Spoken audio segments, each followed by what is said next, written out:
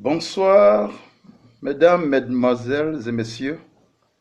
Ici le prophète Autrou d'Afrique, votre serviteur. La raison de mon intervention ce soir est qu'il n'y a pas longtemps de cela, j'ai regardé un film qui a pour titre Tears of the Sun, d'où les larmes du soleil.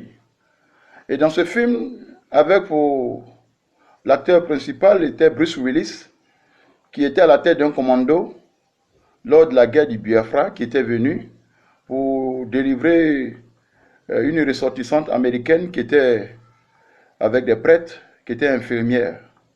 Et dans ce film, au vu des horreurs, au vu de tous ces carnages constatés lors de cette guerre, l'acteur américain Bruce Willis avait déclaré « Dieu a abandonné l'Afrique ».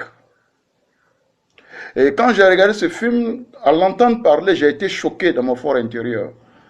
Il n'y a pas encore longtemps, lors d'une balade, un jeune homme, au vu des morts dans la mer, les jeunes gens qui quittent l'Afrique pour se rendre en Italie, pour se rendre en Europe, qui mouraient, avait dit que l'Afrique était maudite et que lui, il n'était pas fier d'être africain, il n'était pas fier d'être ivoirien, et que l'Afrique en elle-même était maudite et qu'il ne fallait pas qu'on parle d'elle.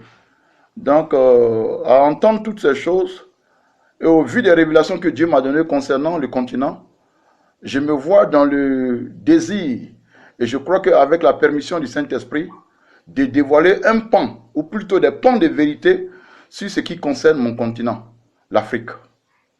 L'Afrique, ce continent qui depuis longtemps est tenu en laisse, est tenu en marge de toute décision, ce continent qui depuis longtemps a été bâillonné, muselé. Et il est temps que ce soir, nous nous venons à l'aune des Écritures pour révéler ce que Dieu a comme destiné pour ce continent. Que Dieu vous bénisse, vous tous qui d'ici et d'ailleurs, en Côte d'Ivoire, en Afrique, dans les différents pays, en dehors de l'Afrique, en Asie, en Amérique, en Océanie, en Europe, qui allez m'écouter. Ce programme, nous l'avons commencé aujourd'hui, mais nous allons entamer ça chaque mardi, au petit matin. Alors, si ceux qui ont leur Bible, prenez vos Bibles. Ceux qui ont une oreille attentive, prêtez oreille. Car Dieu parle. C'est une heure prophétique. C'est un temps prophétique. C'est une saison de révélation. Que Dieu vous bénisse au nom de Jésus-Christ. Amen.